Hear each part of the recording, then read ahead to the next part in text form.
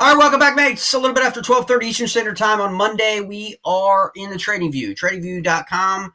We are in the free side of tradingview.com. We are not in my account because I want to show you beginners. You can use this and all these indicators for free on tradingview.com. It is important to note, okay, that we are trading on the BitSeven trading platform in our group. So all prices and all movements cited in any of our videos are predicated on what the price action is in the exchange for BitSeven. We are looking here at the Bitcoin US dollar Coinbase chart on TradingView. And over the weekend, we talked early about our method of QRT, quick reverse trade. It's kind of a modified scalping method, only used for BitSeven.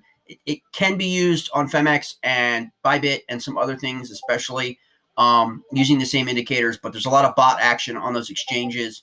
Highly don't recommend using QRT on those exchanges at this point. BitSeven has no real bot action going on. Pretty defined, pretty easy to use. Leverage trading, especially for beginners, and that's what we're talking about. So QRT, quick reverse trade, really the theory behind it is you're using your indicators to determine a change in direction. Okay, I know there are a lot of people, there's a few people on YouTube that are totally just direction only, but they don't really tell you that it's the technical analytics that drive direction, okay? That's what they're using in order to make their directional calls. That's why they're never showing you graphs. They're never showing you what they're using to determine their direction other than maybe a BitSeven 4-hour, 5-hour, 6-hour. But then you also have to remember that Bitmex, you know, in terms of its 6-hour is using a quantified algorithm ratio really of what's happening through technical analytics of volume on the exchanges that it uses to source its pricing. So all in all, you are still using technical analysis if you were trading on direction only using the 6-hour on Bitmex. That's just a fact, okay? Whether or not the person advocating that method wants to admit that to you or not, you need to do your own due diligence and dive in as to why that individual is not going to reveal that, and as opposed to technical analytics when he's clearly using technical analytics and either is just ignorant to it or just doesn't want to admit it. But that's how TA works, okay? And having RSI is basically your entry-level TA that you want to use if you're going to trade leverage, especially in our group.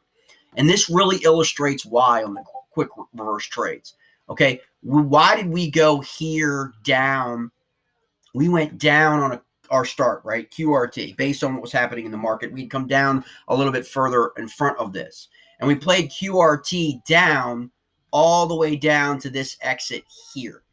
And if you look at the RSI, why did we take the exit here? If you look down below at the RSI, you will see it's at its low level. It's below, right? And then we got what's called a kind of a divergence, right?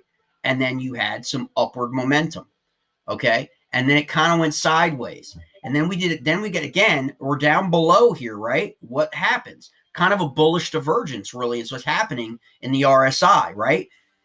So we go QRT up. When do we exit our QRT up? That's the next question, right? Well, do you exit on the first red? Well, not if it's compressed, and not if it's compressed, not if it's compressed. You wait for like a set, but you also wait also for your RSI is now at the top, right? So that is beginning to enter in overbought, right? It's kind of like your mentality. If you kind of look at that in terms of overbought up here, oversold down here. And so then we play QRT exit, then we go QRT down here, okay? Then we wait, and we get a QRT exit. Now, why do we take that exit? Go straight down. You'll see we went from here down below at the bottom of RSI, which typically, these are all probabilities, mates, okay? Indicators are probabilities based on history, all right?